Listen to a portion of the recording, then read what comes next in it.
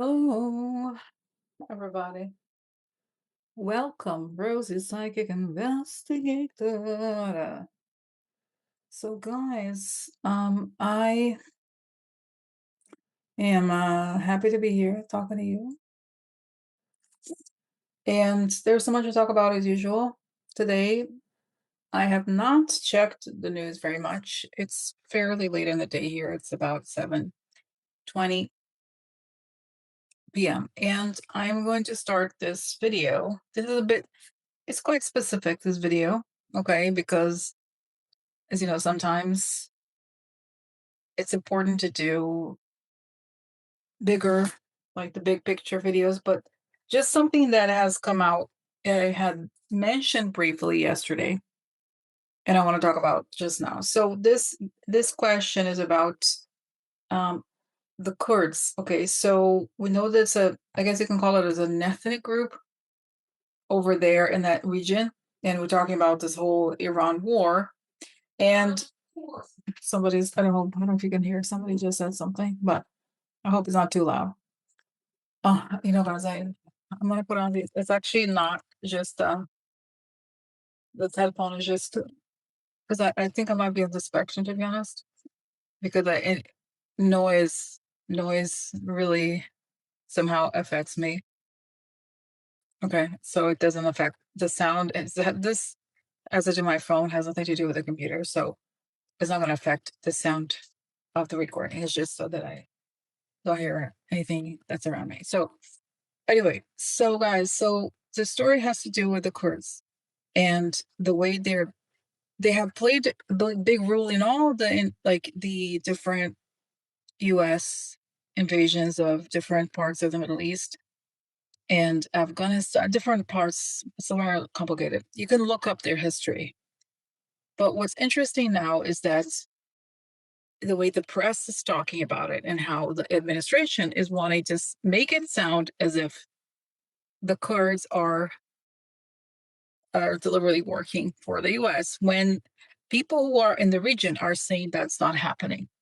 So that's yet another case where the situation is very shady. Okay. It's like it's almost like we're living through this time is so much there's propaganda, there's war and there's propaganda war.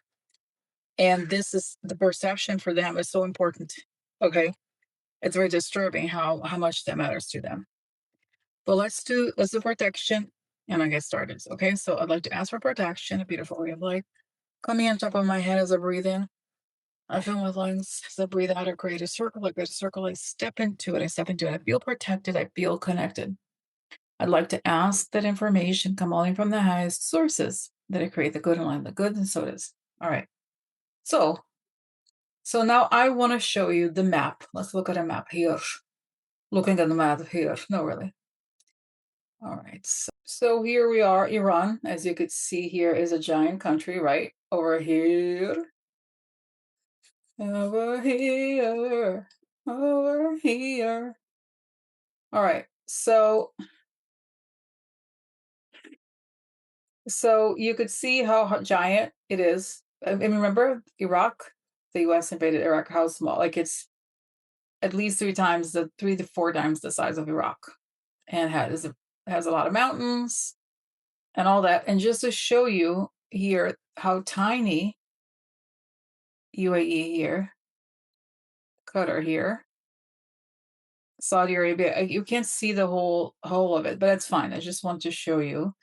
I actually didn't want to show you this details about the countries that are being attacked, but I just wanted to show you what here is the Iraqi Kurdistan in our areas of high Kurdish population. So here we have this region here, and you see the border between Iraq and Iran, and that's the area, like that's where the Kurds, the Iraqi Kurds, are located. And here's also Turkey right here, the border. I mean, just so it doesn't sound here is let's just see here, okay? So we have a border with Turkey, both the border between Turkey and Iran, and then the border between Iran and Iraq. That's where the Kurds are. And this is an ethnic group that has historically worked on and off to advance U.S. interests and the interests. Let's see if I can do. I don't think I can. Okay, here. Good. It's very good. Okay, so now the news are saying, and so the news are saying that now these people here are moving into Iran. Okay, and they are like invading. Guys, again, I laugh. It's not funny, but really, the size of Iran, the fact that there's all these mountains, the idea they're just going to reach Tehran or whatever, it's just preposterous. They have the power or the military might and the numbers to do something to Iran. I'm sorry. Sorry here. Sorry here. Not happening. Not happening, I don't think. All right. So now you see the Kurds and also just something interesting that you should know. Turkey, for reasons that are beyond the scope of this conversation, has a lot of issues with the Kurds. Okay. They don't like them. It's a long story. There's different groups within the Kurd population. There's one called PKK that's considered a terror group in Turkey, and so Turkey really hates the Kurds, and they're open about it. Okay, it's even illegal. I forgot exactly it's like illegal to say the name. I don't remember the details in Turkey. Okay, so again, and also we know that Israel has been very anti-Turkey, and so they I think finance or work with Kurds, knowing that this is going to upset Turkey. Okay, and at the same time, there's a lot of I think rumors that are being seeded by the press stating that Kurds are going to, and that's what I'm going to show you. Okay, that are going to play a part in this war. Okay, so here is now Barack Ravid is a very famous journalist. Oh, he deleted. I wonder interesting. Interesting. Not here, huh? So I spoke with four. Now this is a person. Here it is.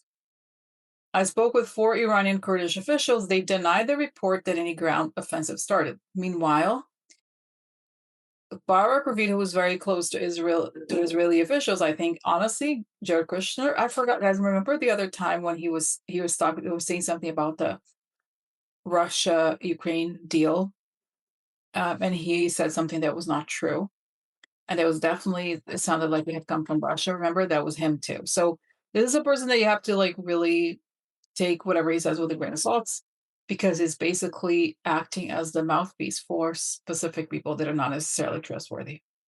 Then we have here, he said, Kurdish Iranian militias started a ground offensive in northwest Iran. A U.S. official tells me. So in other words, I think these people, whoever is carrying the water for the administration, is lying about what really is happening. They want to create, in other words, the perception that that the Kurds are invading Iran. Okay, invading Iran, whatever that means. All right. Okay. And another really strange development related to this is the fact that already, like usually, right, when the CIA, for example, would do something like this, it would never be in the press like this. Okay. Okay, I don't know why this furniture thing is taking up the whole thing, but whatever. All right, so CIA is working to arm Kurdish forces to spark uprising in Iran, first a city. Okay, the CIA is working to arm Kurdish forces with the aim of fomenting popular. To me, honestly, it makes me laugh. It makes me laugh. Fomenting popular uprising in Iran. Multiple people familiar with the plan told CNN. The Trump administration has been in active discussions with Iranian opposition groups and Kurdish leaders in Iraq about providing them with military support, the sources said. Iranian Kurdish armed groups have thousands of forces operating along the Iraq-Iran border, primarily Iraq's Kurdistan region. Several of the groups have released public statements since the beginning of the war, hinting at imminent action and urging Iranian military forces to defect. Iran's Islamic Revolutionary Guards has been striking Kurdish groups and said on Tuesday that it targeted Kurdish forces with a dozen of drones. The CIA support for Iranian Kurdish groups began several months before the war, one of the sources in a senior Kurdistan regional government official said.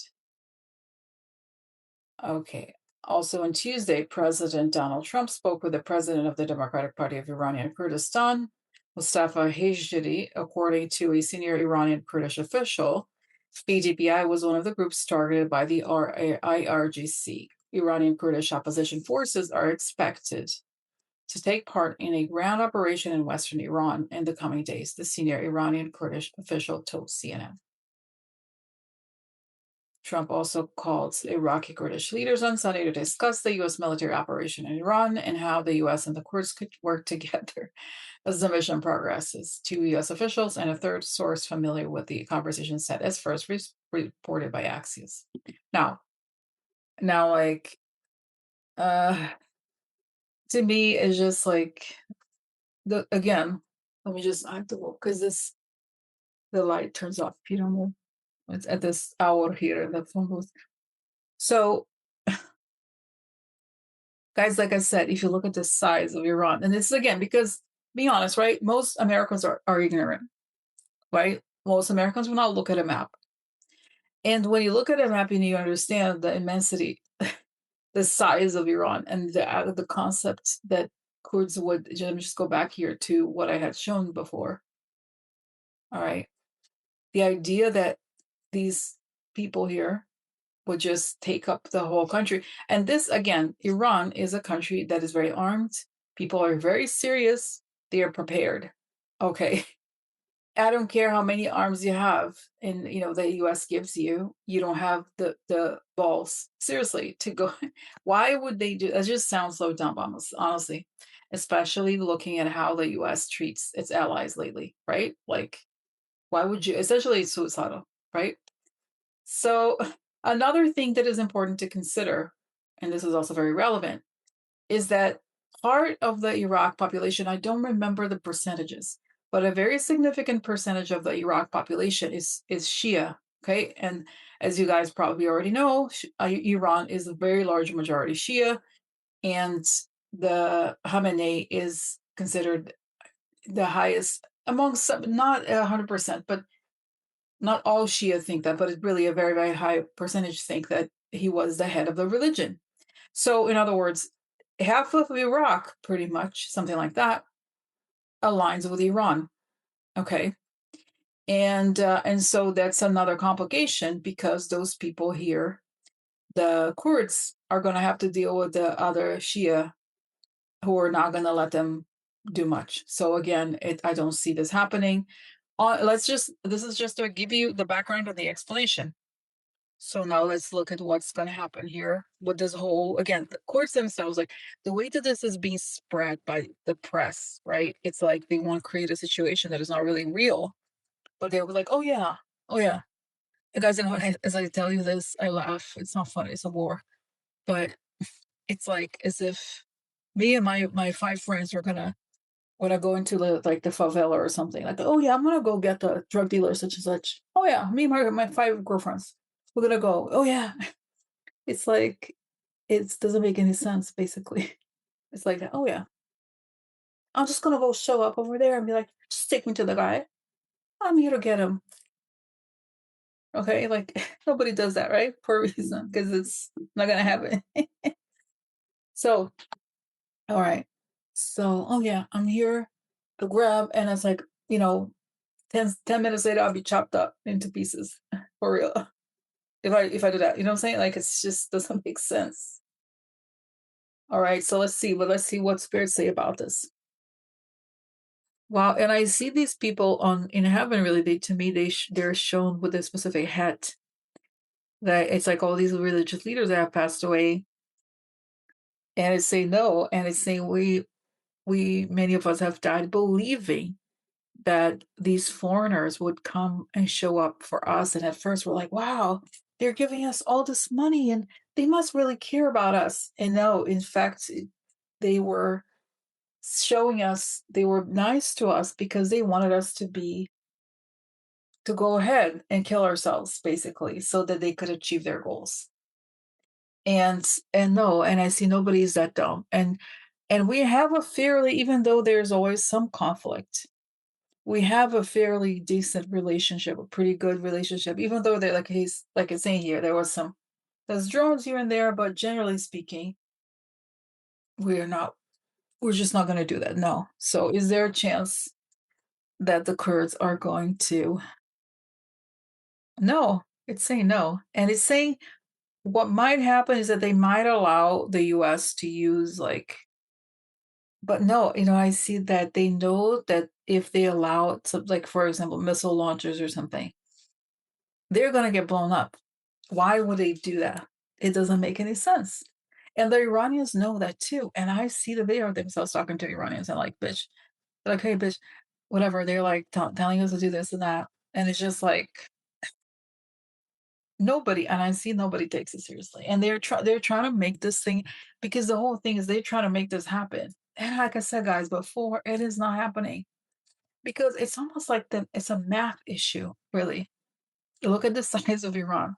Look at the numbers. Look at the population. Look at how tough they are. They will survive anything. They will survive anything.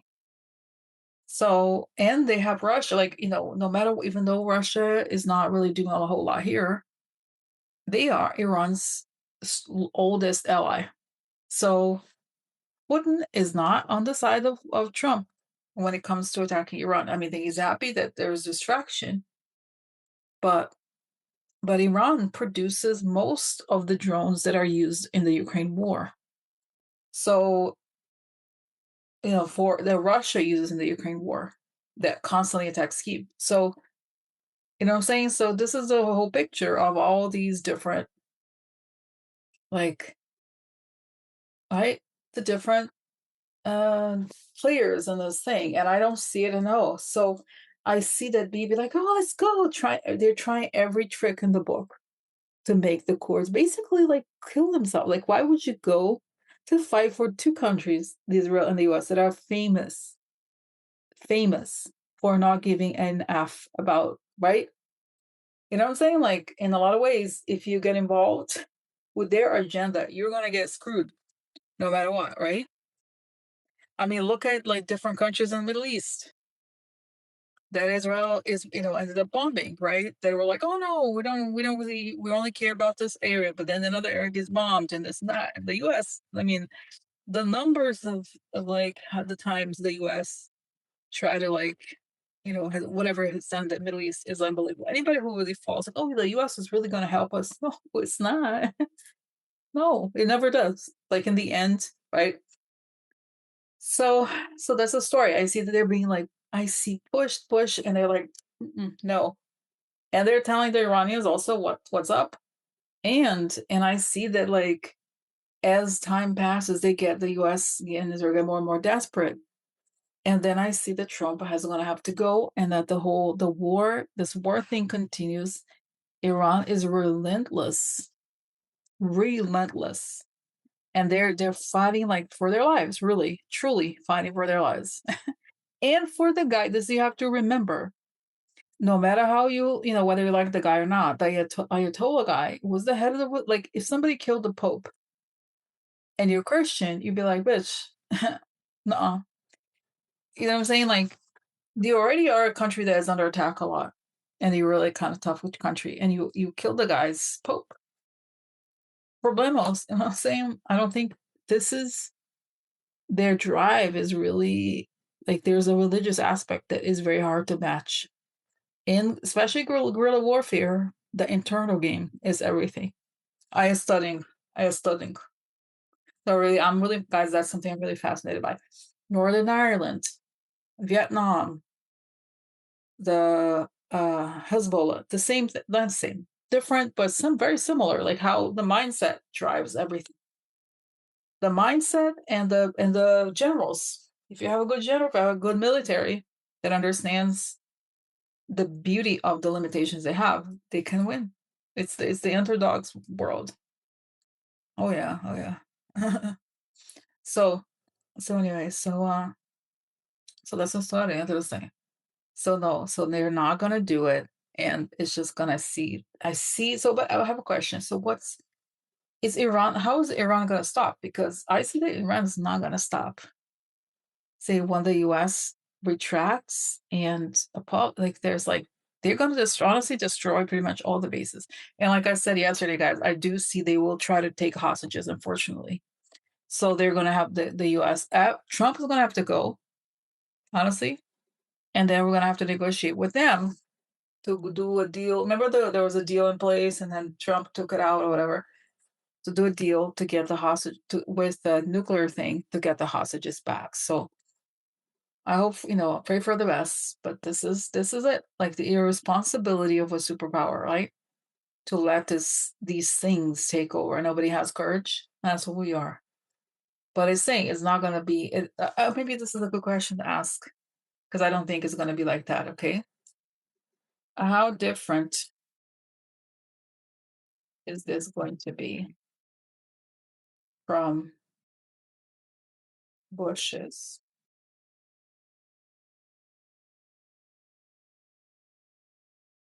Middle East war? So how different or similar is going to be? Saying the same like kind of bullshit situation reason. Trying to stabilize. But I see that Trump is saying Trump is even more of a bullshitter with worse people on his side. And it's like, oh yeah. But then I see that he quickly gets like Trump was like slipping. And the people near him are just very inept.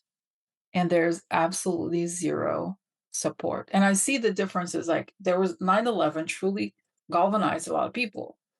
So even though it was wrong, doesn't make sense. It was a situation where like, okay, something has to be done, right? Even though it was wrong. But now it's like, no, we know everybody knows it's bullshit. 100,000% bullshit. It was bullshit before, but again, there was a situation where the world was a bit more sympathetic towards the US, a lot more. And now nobody is, right? Because before this, they've been trashing Europe and all the allies, right? And now they're like going with Israel. It has not been, let's be real, like has not been popular with this Gaza situation. It's become very unpopular. So it's a really, everybody knows what this is. It is a total BS war to protect the pedos. And it is going to, and I see this going to handicap, it's going to end Trump very quickly. I see this is gonna end very quickly because they were not prepared. They were not prepared for Iran being as tough as it is. I think the US is gonna have to withdraw very quickly. Very different scenario situation. Because nobody wants this. And Israel is taking advantage of the US too. That's another thing, right? Because okay, let me ask a question. Maybe did I ask about it? Was there a Kompromat? Okay. Let's become into the same video. I thought it was gonna be short, but did Bibi use Kompromat to convince Trump to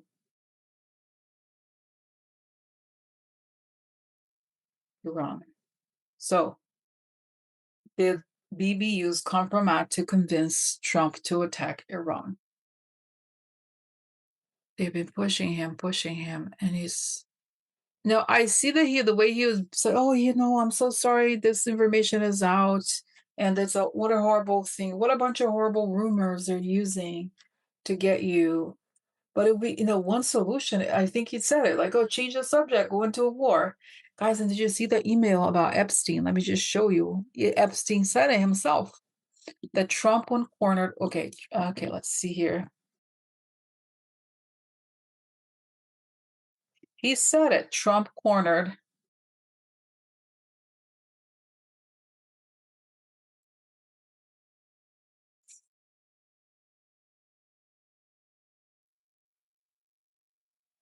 Right, he said, I have to find it, guys, but basically there was an email, one of the emails that Epstein sent was that Trump, his psychology was that once if cornered, he will go attack Iran, and it's what's happening.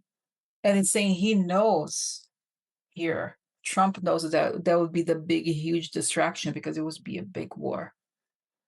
Okay, so I feel like it's not like he had to use direct compromat, is that it's very obvious to anybody, right? That the way out for Trump is to attack Iran. And that's what he did. But it's gonna take, I just think it's gonna kick his ass and he's gonna have to leave very soon because it's a total disaster and humiliating loss for the US and for the Republicans. So, okay, so, but I just get this, it's gonna be so fast. It's they go to the US gonna have to leave really, really fast. Okay. That's the difference. The fundamental difference between the whole Bush thing and now. It's just gonna end very quickly. That's what I get. Okay. All right. So thank you for watching. Love you guys. Bye bye.